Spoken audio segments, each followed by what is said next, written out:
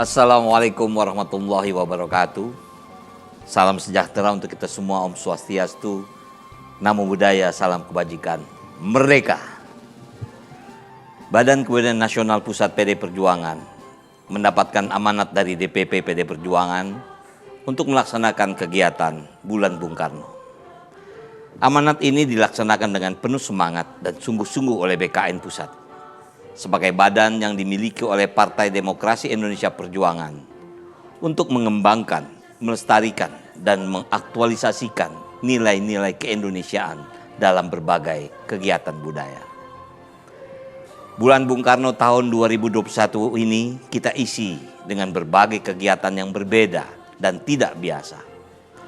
Apabila selama ini Bulan Bung Karno menjadi momentum untuk menggali nilai-nilai dan pemikiran Soekarno, menghidupkan kembali warisan dan peninggalan-peninggalan Bung Karno, terutama di bidang seni dan kebudayaan.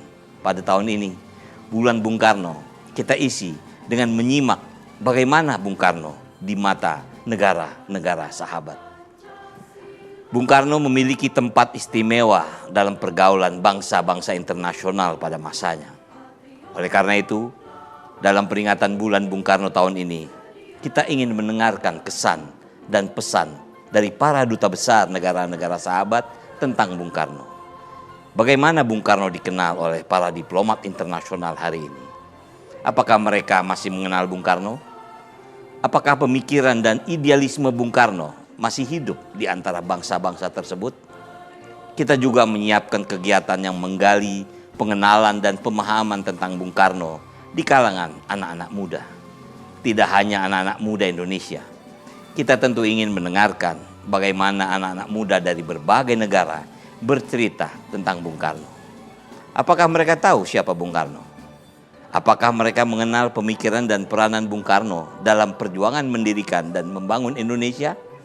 Untuk itu, selamat menikmati program-program yang sudah dipersiapkan oleh BKN Pusat PD Perjuangan. BKN Pusat berterima kasih atas kepercayaan dan mandat yang diberikan oleh DPP PD Perjuangan untuk menyelenggarakan Bulan Bung Karno melalui pendekatan seni dan budaya. Selamat menikmati dan selamat merayakan Bulan Bung Karno. Wassalamualaikum warahmatullahi wabarakatuh.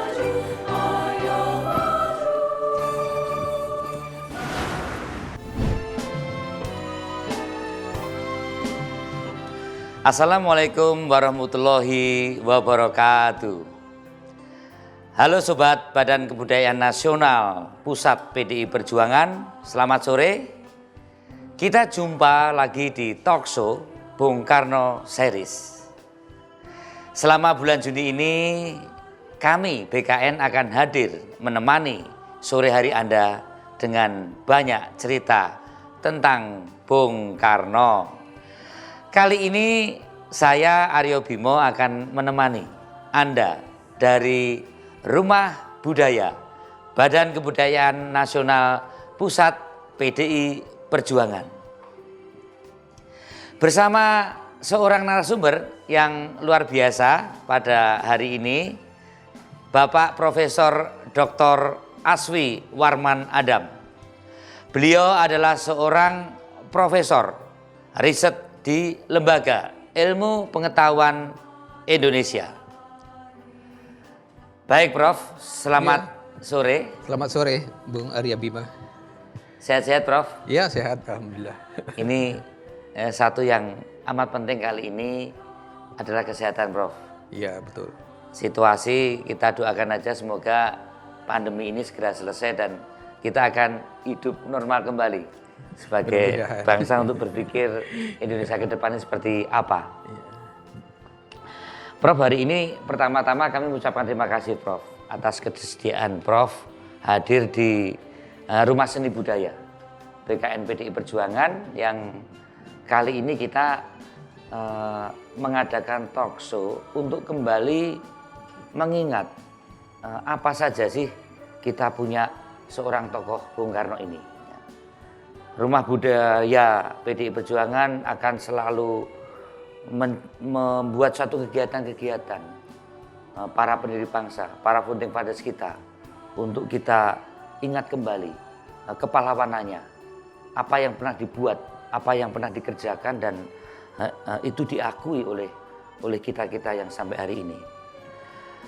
Ngobrol-ngobrol tentang politik kebangsaan Bung Karno, Prof. Kadang saya mikir-mikir waktu Bung Karno ditanya oleh Dr.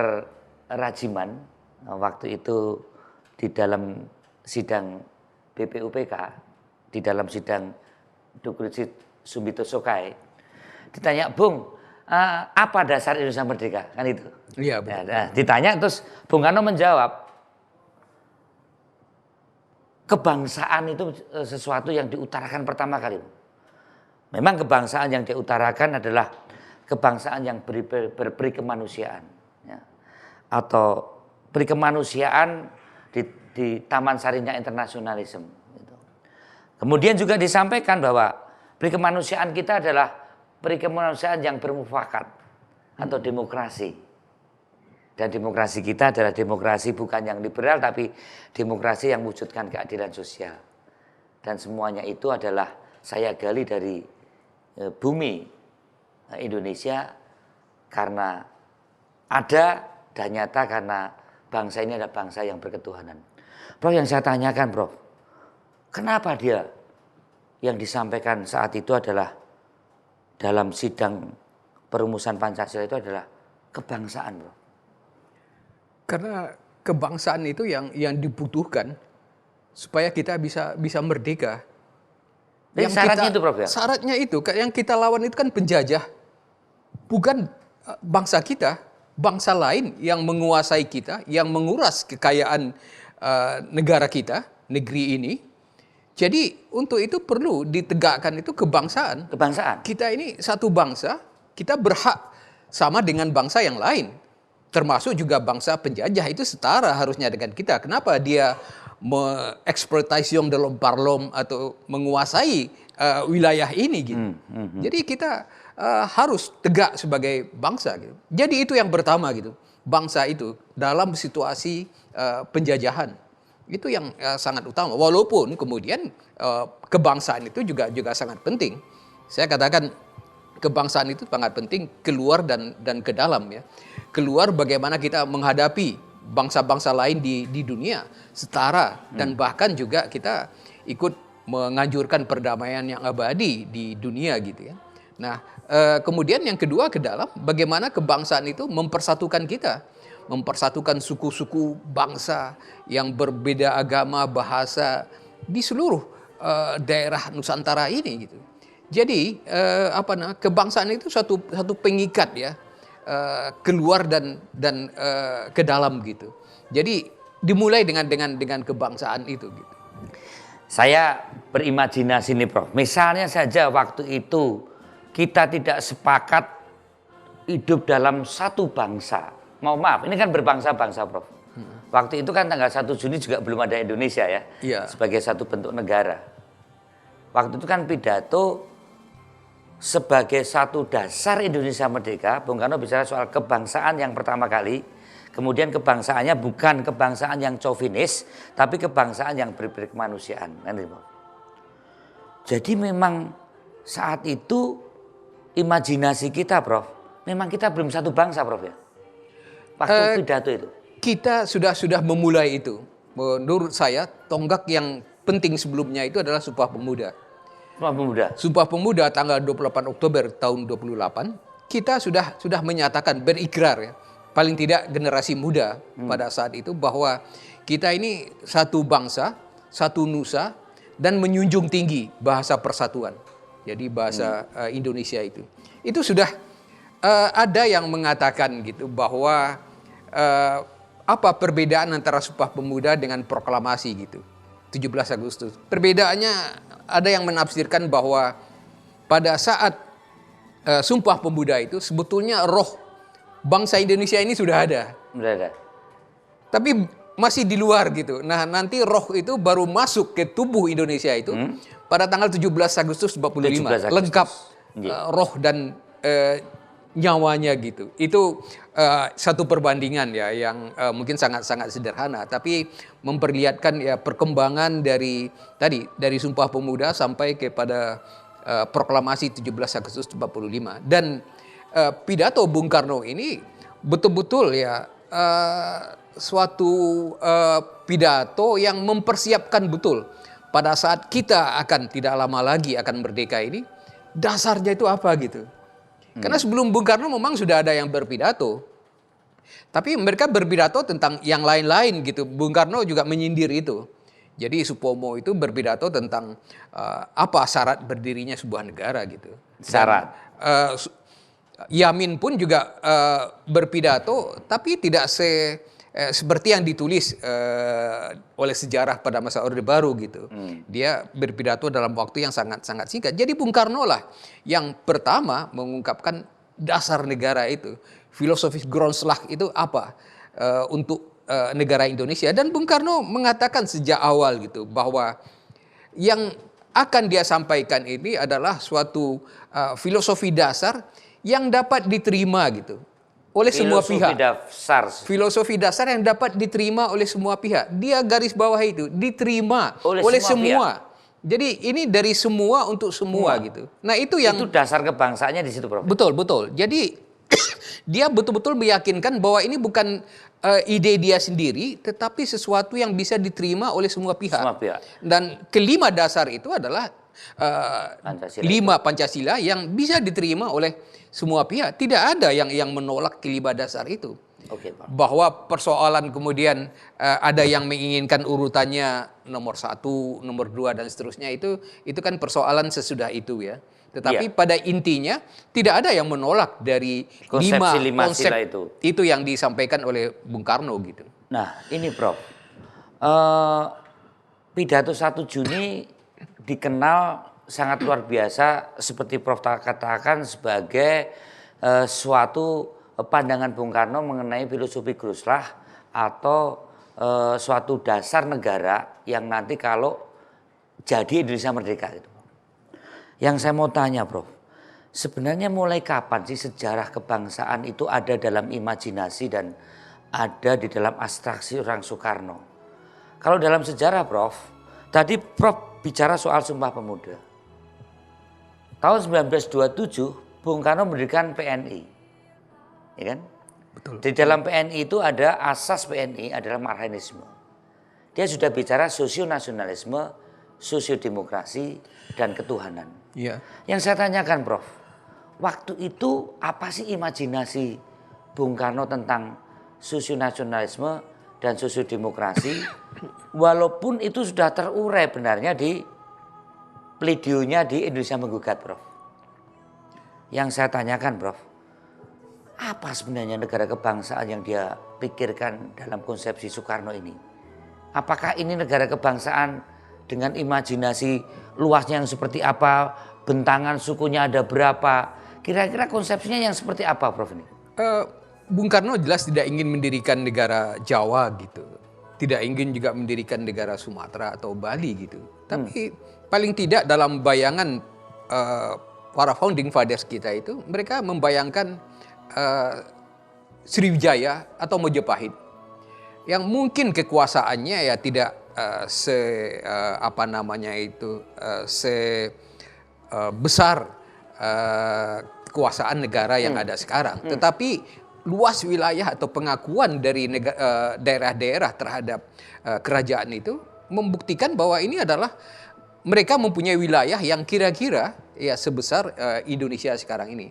Ini bayangan dari founding fathers kita. Ada perdebatan misalnya tentang apakah Malaysia atau Malaya itu masuk, apakah Papua itu keluar atau tidak, itu perdebatan. Tetapi akhirnya kan yang diputuskan itu adalah Indonesia itu adalah bekas dari Hindia Belanda. Itu akhirnya di situ. Itu akhirnya Tapi di sewaktu situ. pidato kebangsaan sejak mungkin saat mendirikan PNI, Indonesia Menggugat, imajinasi seorang Soekarno waktu itu adalah negara kebangsaan itu kira-kira bentuknya sebesar seluas Sriwijaya atau Majapahit gitu. Itu Sriwijaya imajinasi beliau? Itu imajinasi dari beberapa orang founding fathers kita. Soekarno, Yamin, segala mereka akan menyebut itu Sriwijaya dan Majapahit gitu ya. Apa Prof yang melatar belakangi sampai ada keyakinan bahwa negara kebangsaan yang akan kita bentuk itu seluas atau sebesar wilayah Sriwijaya Majapahit? Karena Bung Karno sendiri adalah orang yang di dalam masa penjajahan itu pernah dibuang. Dia pernah dibuang ke ND, ke ND. Indonesia bagian timur. Ke Bengkulu. Dan kemudian itu ke Bengkulu, ke Indonesia bagian barat di Sumatera. Itu mempengaruhi sekali cara Mempengaruhi berpikir Soekarno. bahwa kita tahu bahwa ada Hatta yang pernah dibuang ke Digul misalnya gitu. Itu mempengaruhi pandangan mereka itu tentang wilayah Indonesia itu kelak gitu. Jadi bukan hanya satu pulau gitu ya, tapi Nusa, berbagai pulau yang kemudian membentuk Indonesia. Itu bayangan mereka gitu. Nah, itu yang kemudian kita tahu dan merupakan obsesi dari Bung Karno itu ketika pada tahun 45 Irian Barat itu belum masuk. Setelah KMB, Irian Barat itu belum masuk.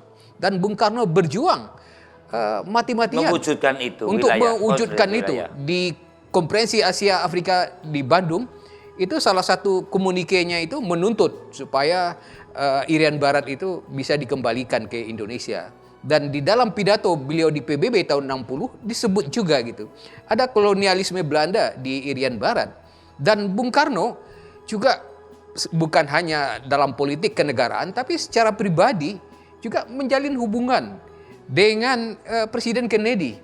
Bagaimana supaya Amerika itu bisa membantu Indonesia dalam mendapatkan kembali Irian Barat.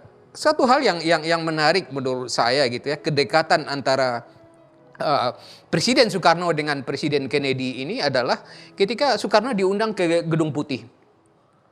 Dan orang merasa heran gini. Bung Karno itu diajak oleh Presiden Kennedy itu ke kamar tidurnya gitu.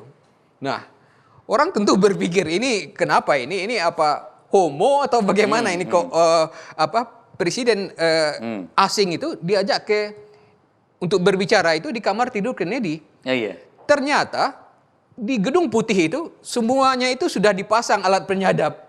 Kecuali di kamar tidur gitu. Nah, jadi biar aman pembicaraan mereka di situ. Dan antara lain mungkin yang dibicarakan itu adalah pertukaran. Ketika itu Indonesia bisa menangkap Allen Pope, CIA yang ikut tertembak di dalam peristiwa PRRI Permesta dan ditangkap. Dan Bung Karno menukar, membebaskan itu, tetapi dengan catatan bahwa Amerika itu mau membantu mendesak Belanda untuk menyerahkan Irian Barat gitu. Jadi ini suatu upaya diplomatik ya. Selain dari tadi kita juga melakukan operasi Tritura gitu untuk membebaskan Irian Barat. Tetapi secara pribadi seperti saya katakan tadi, Bung Karno berjuang dan akhirnya 1 Mei tahun 63 Irian Barat itu kembali ke pangkuan Ibu Pertiwi. Ya. Memang tadi sudah jelas Prof. Sejak 1 Juni kemudian ada Piagam Jakarta dan terakhir Pancasila 18 Agustus sebagai dasar negara. Kemudian mewujudkan Pancasila sebagai dasar negara untuk membentuk negara kebangsaan, negara kesatuan Republik Indonesia. Tugas Bung Karno adalah mewujudkan Pancasila yang lebih mewujud. Seperti tadi Prof katakan, untuk konsolidasi wilayah saja itu baru 63 Prof ya? Iya, jadi 63 baru selesai. Ada yang mengatakan bahwa Indonesia itu belum merdeka tahun 45 itu secara 100% teritorial. Iya. Baru merdekanya itu 1 Mei 63, baru 100% teritorial. Yang sebelumnya juga ada konsolidasi ekonomi dengan nasionalisasi berbagai perusahaan. Iya, itu Belanda. tahun 50-an. Tahun 50-an. Iya, itu mengambil alih perusahaan Belanda, perkebunan Belanda dan lain-lain ya. Itu sudah dilakukan. Tetapi Irian Barat masih terakhir 63 gitu. Baru utuh gitu ya. Indonesia itu merupakan bagian atau ex Hindia Belanda itu.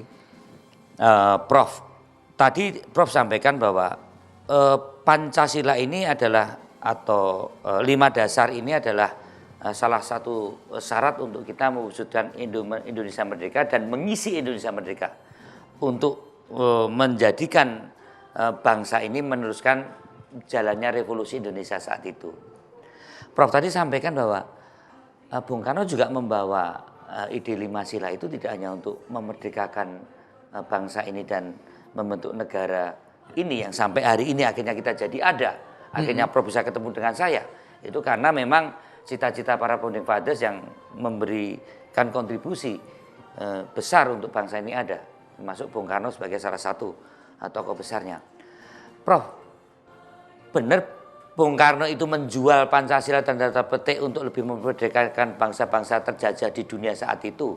Sampai kemudian ke konferensi Asia Afrika, ke gerakan non-blok dan pidato ke PBB soal Pancasila. Betul gitu. Jadi apa namanya itu? Karena di dalam mukadimah Undang-Undang Dasar kita itu ada salah satu tujuannya itu mencapai kemerdekaan dan perdamaian abadi gitu. Nah, ini yang diwujudkan dalam politik luar negeri yang Indonesia yang bebas aktif, tetapi juga sangat aktif pada saat itu. Jadi pada aktif. Tahun ya lebih dari negara-negara lain.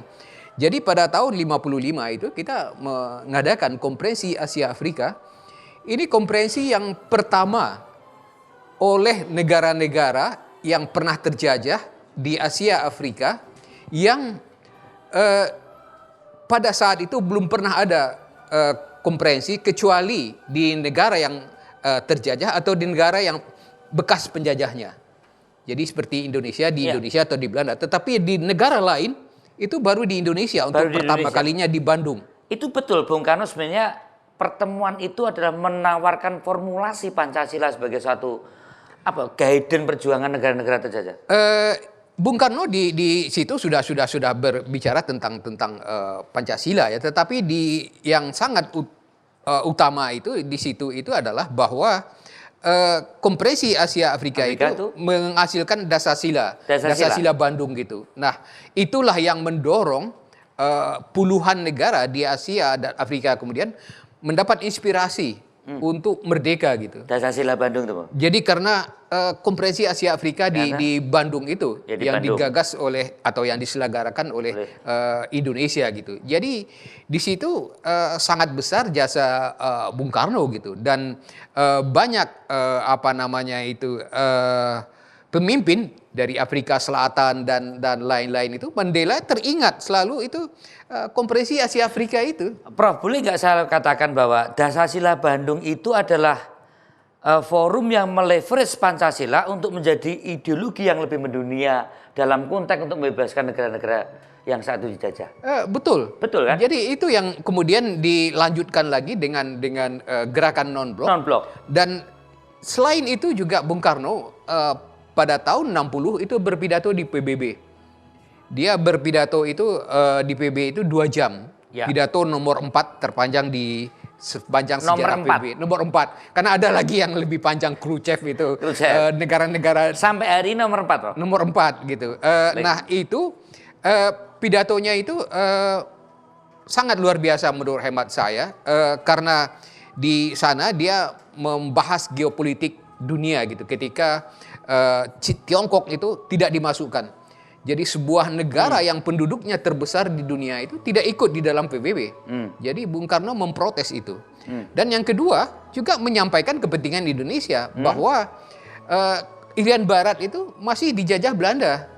Itu yang jadi pertama geopolitik dunia, kemudian Indonesia, dan setelah itu Pancasila. Menawarkan Pancasila itu sebagai alternatif dari kapitalisme dan komunisme. Ya. Jadi sesuatu yang luar biasa. To build the world anew gitu. Jadi membangun dunia baru itu yang disampaikan oleh Bung Karno. Termasuk membawa pemikiran-pemikiran kesepakatan konferensi Asia Afrika itu, Pak. Oh iya, itu kan kelanjutannya gitu. Kelanjutannya itu di PBB itu. Nah, kita tahu bukan hanya itu ya. Bung Karno bergerak lebih jauh lagi kemudian dengan menyetujui kita menjadi tuan rumah Asian Games. Itu pada tahun 62. Sebelum ke situ, Prof.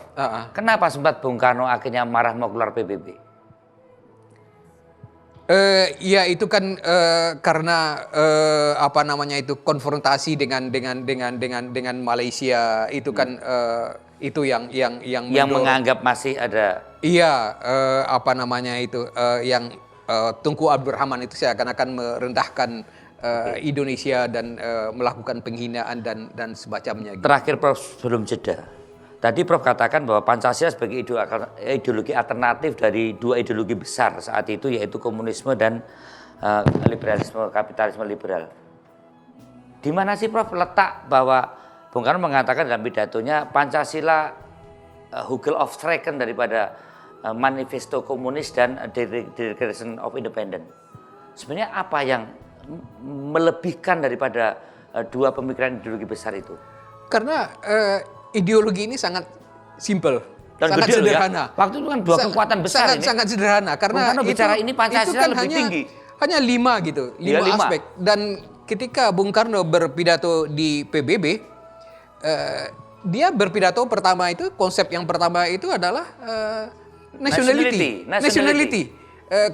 Ketika di Kongres dia baru mengatakan itu believe in God. Jadi, Iya. tapi di PBB yang pertama itu kebangsaan gitu. Nah, Dan itu menginspirasi lahirnya negara kebangsaan-kebangsaan yang iya, itu kan konsep-konsep yang 5 sila itu yang dapat diterima dan tidak apa namanya itu konsep-konsep yang bisa diterima oleh semua pihak. itu yang paling utama ya. Iya. Yang lebih konsepsi yang lebih tinggi adalah Betul. nationality. Betul. Yang pertama ya Iya. nasionalisme itu yang disampaikan di PBB gitu. Dan beri kemanusiaan, kemudian permufakatan itu suatu pikiran-pikiran yang baru saat itu. Iya, dan di dalam pidatonya di luar negeri itu kadang-kadang Bung Karno juga mengatakan kemanusiaan itu yang ketiga gitu ya. Jadi yang kedua itu kebangsaan. Gitu ya.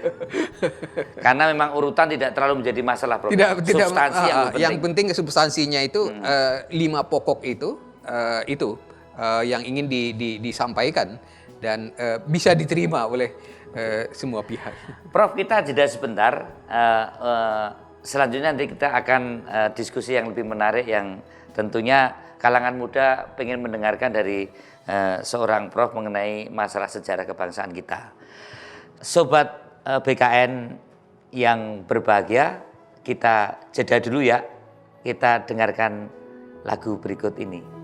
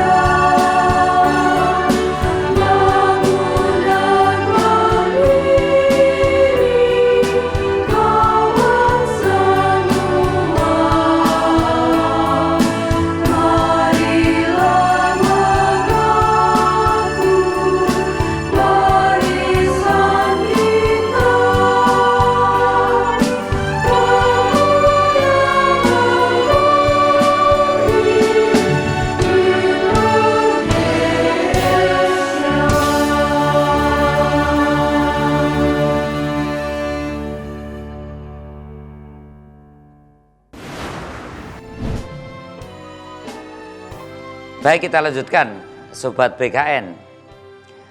Kita akan perbincangkan kembali ya, tadi yang cukup hangat tentang politik kebangsaan Bung Karno bersama Prof. Asfi. Satu hal yang penting, kenapa begitu hangat pembicaraan tadi, karena jelas kita harus ingat ya, kalau sampai politik kebangsaan Bung Karno yang disampaikan dalam pidato 1 Juni 1945 itu tidak terjadi dan tidak disepakati bersama-sama oleh para founding fathers, mungkin hari ini kita tidak duduk ya bersama-sama sebagai satu bangsa di peringatan hari lahirnya Pancasila yang kemarin kita peringati pada tanggal 1 Juni. Mungkin negara kebangsaan NKRI yang wilayahnya 34 provinsi hari ini tidak jadi ada. Ini yang saya kira kawan-kawan muda Sobat BKN harus ingat, dan ingatan itulah yang harus kita pegang sehingga ke depan anak-anak muda ini akan mewujudkan dengan semangat kebangsaan yang lebih kreatif, lebih smart, dengan tentunya think skill global untuk menghadapi berbagai persoalan tantangan zaman ke depan untuk Indonesia yang lebih maju. Saya akan menanyakan pada Prof. Asfi.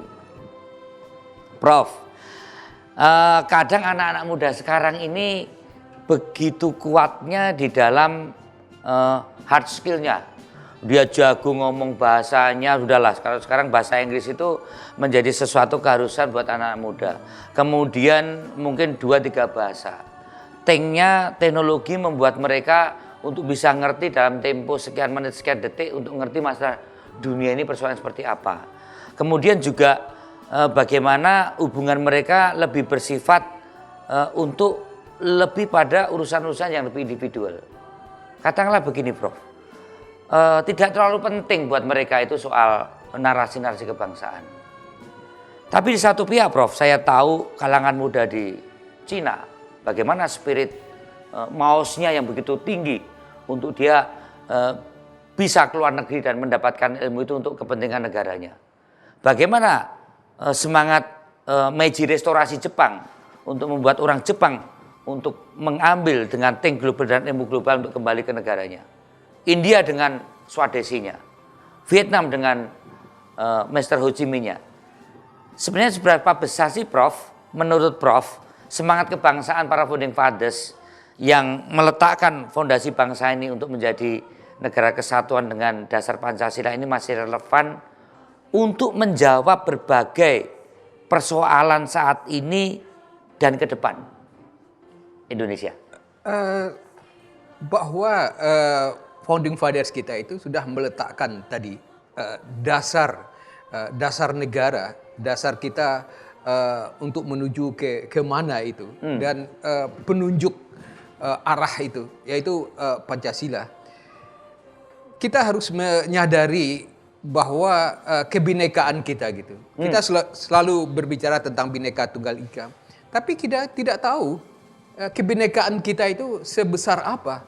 Kita tidak sadar bahwa di Indonesia ini ada sekitar 600 suku bangsa. 600 suku bangsa. 600 suku bangsa, dan dengan bahasa yang berbeda-beda gitu. Ya. Memang ada cuma 15 yang besar 600 suku bangsa menjadi satu bangsa. Menjadi satu bangsa. Di wilayah yang berbeda-beda. Di wilayah ada berbeda-beda. Ribuan pulau gitu. Ribuan pulau. Nah itu apa yang menyatukannya itu? Ya Pancasila yang menyatukan semuanya itu. Dan kita harus sadari juga bahwa tingkat kesejahteraan, tingkat pendidikan yang tidak sama juga di semua daerah itu. Mungkin jangan kita bayangkan Singapura gitu. Singapura itu kecil, gampang ngaturnya. Ngurusnya gitu. gampang. Ngatur.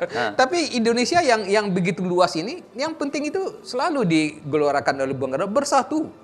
Nah, dengan bersatu secara bertahap kita akan menyejahterakan rakyat, menyejahterakan masyarakat. Tetapi selain itu juga peluang untuk generasi muda ini dibuka seluas-luasnya untuk belajar ke luar negeri itu sudah dilakukan oleh Bung Karno.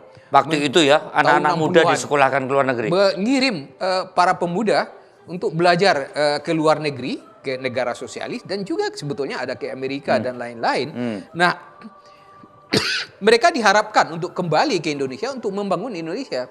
Sampai-sampai Bung Karno ketika ditawari untuk investasi di Freeport itu, beliau menolak. Belum siap. Harus ada orang Indonesia sendiri yang sanggup bisa bekerja sama bekerja untuk mengolah itu gitu. Jadi itu yang dicontohkan oleh Bung Karno. Negara kita ini bukan untuk dijual ya, hutan dan lain-lain, tapi kita harus yang menguasai, yang mengolahnya gitu. Itu yang penting yang diajarkan oleh Bung Karno gitu. Nah, Bung Karno adalah seorang pemimpin yang sangat percaya kepada generasi muda. Beliau itu mengatakan, ya beri aku 10 pemuda, mereka akan menggoncang dunia gitu. Itu sangat sering dikutip. Jadi dia percaya bahwa pemuda inilah yang akan menggerakkan Indonesia pada masa yang akan datang. Dan juga Bung Karno ini kalau kita berbicara tentang kebudayaan, beliau ini orang yang sangat-sangat paham tentang arti dari seni budaya itu. Bagaimana patung dibuat di ibu kota ini, di ibu kota negara itu untuk memberikan semangat. Untuk memberikan semangat kepada bangsa ini. Patung Selamat Datang yang kita kenal itu di Bundaran HI, itu adalah patung yang sengaja dibuat, patung perunggu. Sebelumnya seniman Indonesia belum bisa membuat itu. Dan patung Selamat Datang itu adalah patung yang mengucapkan selamat datang kepada mengarah kepada Kemayoran yang dulu menjadi bandara, memberikan selamat datang kepada atlet Asian Games yang akan berlaga di Senayan itu pada tahun 62. Jadi kita sebagai tuan rumah ya, sebagai tamu wujud ekspresi itu ya, ekspresi itu selamat datang, dan itu anak muda gitu ya, anak muda. Atlet yang juga datang yang muda-muda, selamat datang gitu. Kita ini warga dunia, selamat datang ke Indonesia. Dan kemudian patung yang juga dibuat oleh pematung yang sama, Edi Sunarso itu, patung pembebasan Irian Barat di lapangan Banteng. Bagaimana kita harus membebaskan Irian Barat itu dibangun tahun 62. Jadi ekspresi kebangsaan saat itu Bung Karno banyak menarasikan berbagai karya seni juga dengan berbagai patung sebagai momentum-momentum penting gitu. Betul. Jadi bukan hanya pidato ya, tetapi dengan patung pun juga mempunyai makna gitu.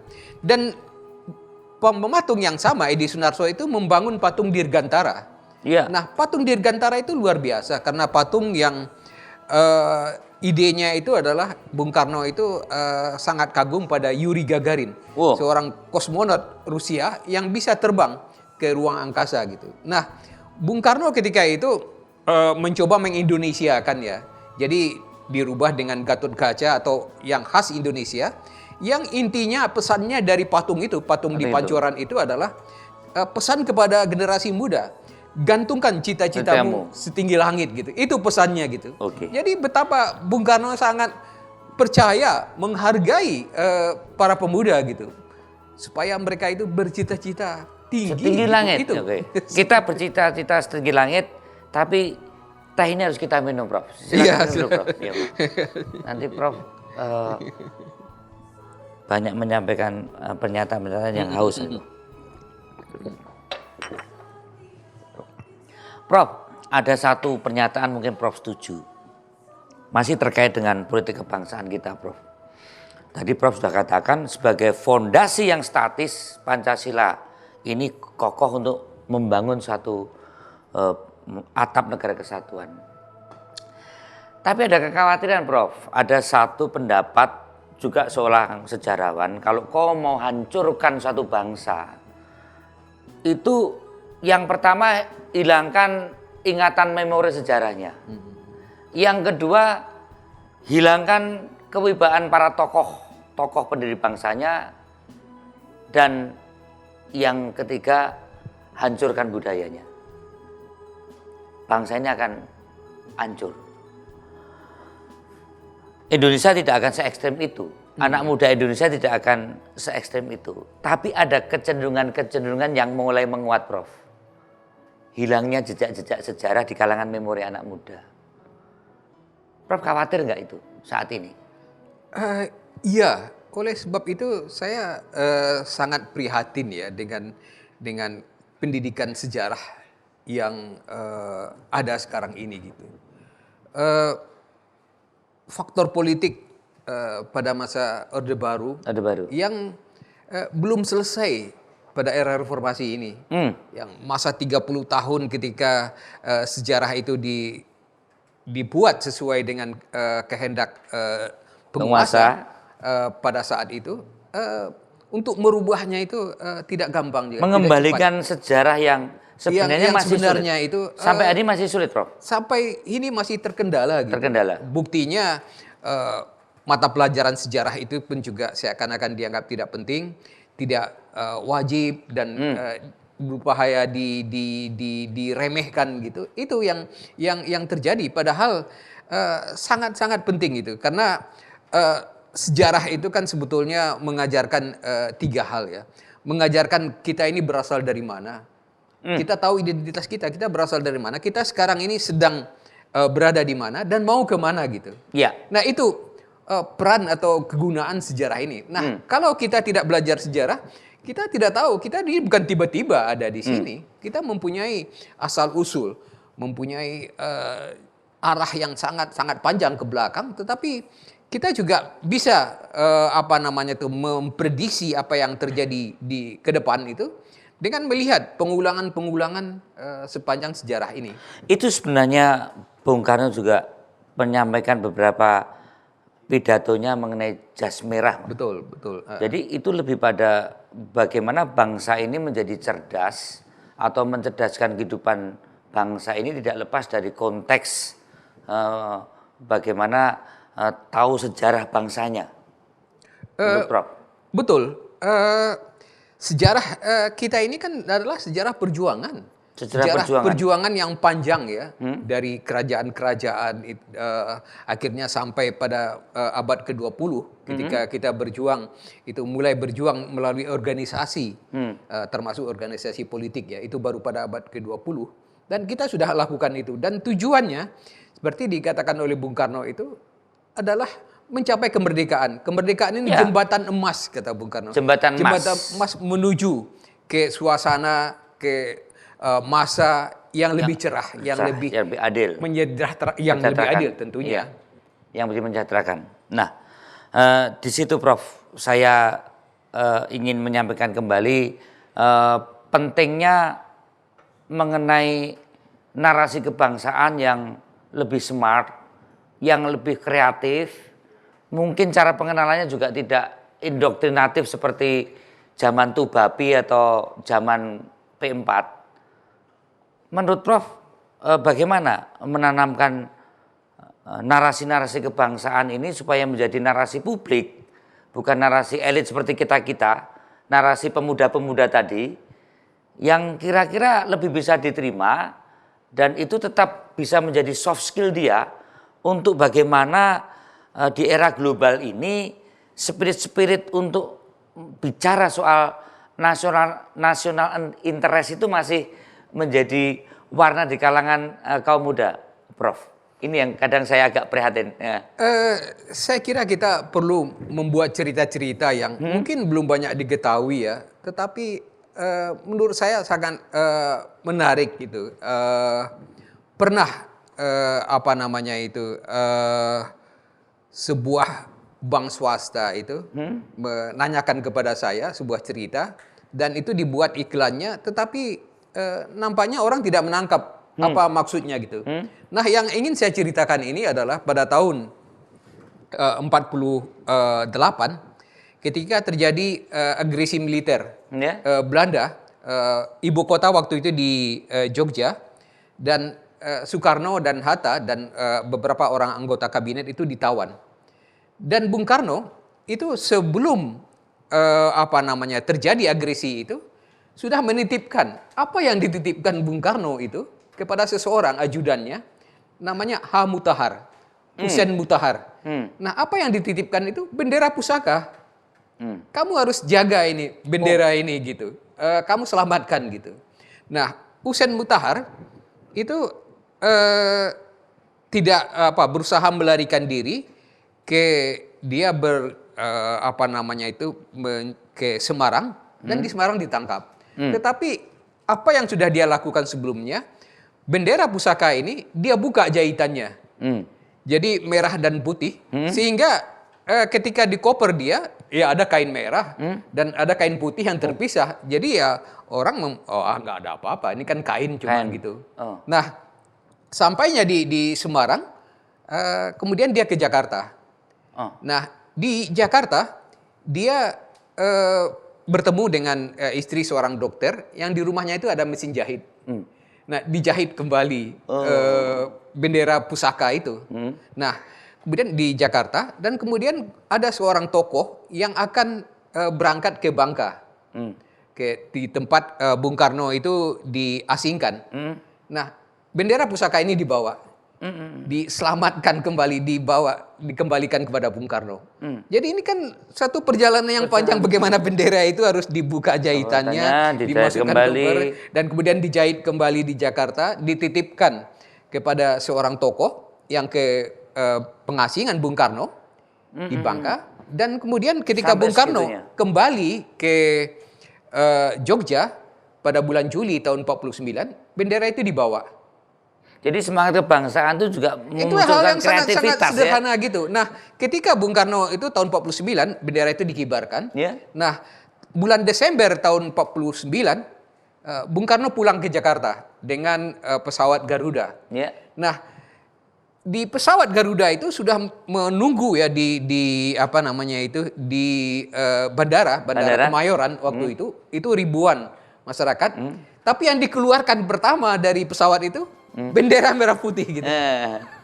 Jadi ini kan satu cerita yang kalau difilmkan itu menarik gitu. Bagaimana pentingnya sebuah bendera itu bagi Soekarno. Bendera yang dijahit oleh Ibu Fatmawati gitu ya. Simbol itu kan cerita yang lain lagi gitu. Dan kemudian bagaimana pada tahun 67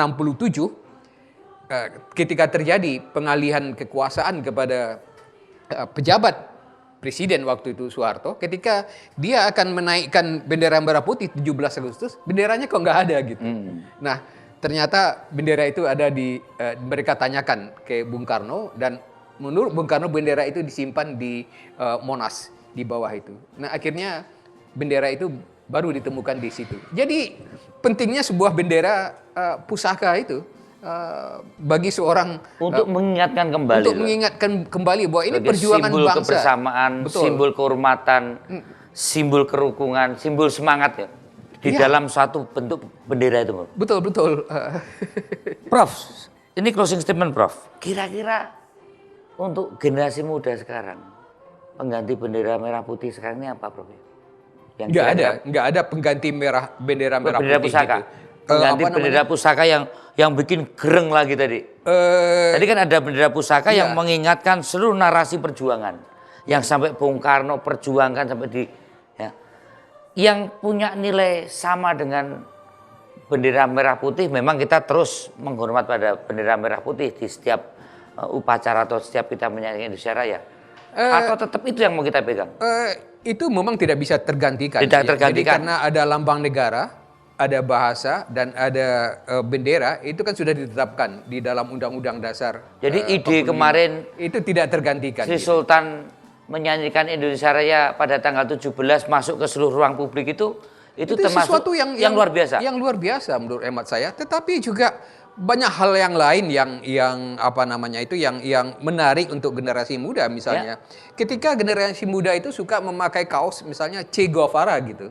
Tapi kenapa Che Guevara gitu? Kenapa Che Guevara kan? Kenapa tidak Tan Malaka? Itu kan juga tokoh yang luar biasa gitu. Takut dianggap kiri nanti Prof. Tapi ada tokoh yang lain juga. Ada tokoh yang lain juga. W.R. Supratman. W.R. Supratman. Luar biasa itu. Nanti mentradisikan memori-memori tokoh-tokoh kebangsaan kita. Dulu ada film Wage dan itu ada kaosnya. Menurut saya Rio Soekarno tentu, tetapi Tentu. bukan hanya beliau, Beliau, tetapi tapi juga ada banyak tokoh-tokoh tokoh-tokoh yang lain. nasional W.R. yang- Stratman itu misalnya seorang komponis yang luar biasa menciptakan lagu Indonesia Raya dan lagu Kenapa Indonesia. tidak ditulis kaosnya kita bikin W.R. Supratman itu? Ya, itu harusnya dibikin gitu menurut hemat Untuk saya anak karena muda. Tapi yang lebih milenial itu, Prof ya. ya, karena pada masa perjuangan bendera lagu Merah Putih itu menimbulkan semangat gitu ketika mahasiswa di Mesir misalnya menyanyikan itu dan laporannya oleh polisi rahasia Belanda sampai ke sini. Oh, begitu. Mereka sudah menyanyikan lagu Indonesia Raya. Raya gitu. Jadi sesuatu yang menakutkan bagi polisi rahasia Belanda. Dan ketika Haji Agus Salim akan diundang untuk seminar di Eropa, itu tahun 30-an, dia pergi dengan pesawat dengan kapal di Tanjung Priok, dan mahasiswa yang melepas di sini itu menyanyikan lagu Indonesia Raya gitu. Jadi sesuatu yang sarana untuk menggugah kebangsaan gitu. Terima kasih, Prof. Iya. Luar biasa. Jadi lagu Indonesia Raya, bendera merah putih, juga bagaimana menampilkan tokoh-tokoh para pendiri bangsa, tokoh-tokoh founding fathers kita dalam ekspresi-ekspresi seni seperti kaos dan yang lain-lainnya, atau ide seperti Hamengkubuwono ke-10 kemarin menyanyikan lagu Indonesia Raya di dalam ruang publik yang terdengar di seluruh antero Nusantara. Ini adalah sesuatu yang patut ditradisikan. Luar biasa sekali analisa juga perspektif yang disampaikan oleh Profesor Asfi kali ini tentang politik kebangsaan, khususnya juga politik kebangsaan yang disampaikan oleh Bung Karno.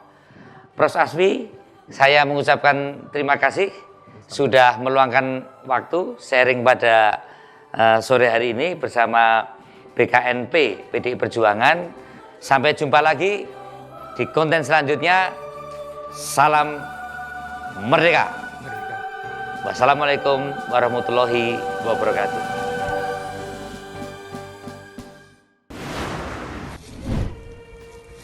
This is the valley where I am from. A little bit before, a friend of mine asked me what I know from Sukarno. I think he's just a genius because he was able to put together on a peaceful level a country which is about 17,000 islands, many hundreds of languages, different dialects, idioms, different customs, different traditions, and all that he was able to put together. So I think he is just a genius. What I do know more about his politics is not a lot, but I know that he was a man aware and sensitive to peace, and that is the biggest and the most universal value we can have in the world. I'm living normally on Sumba Island, but since 1 year and a little more I am in France, and I will come back soon for the purpose here to bring water to the people in Sumba. Well, that's it.